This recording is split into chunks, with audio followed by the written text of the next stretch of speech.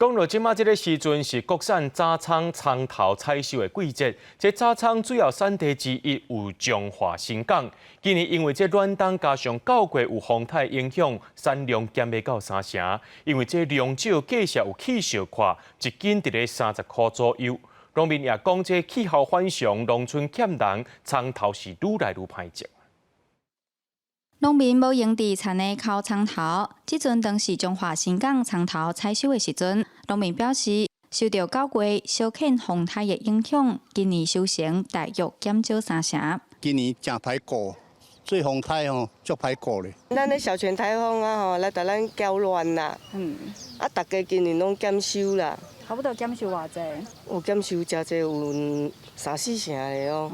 台湾国产的葱头有分早葱甲晚葱，彰化新港算是台湾葱头上早收的地区，绩效会较好。但是拄到风台大雨，也是葱头着病小涨的风险就较悬。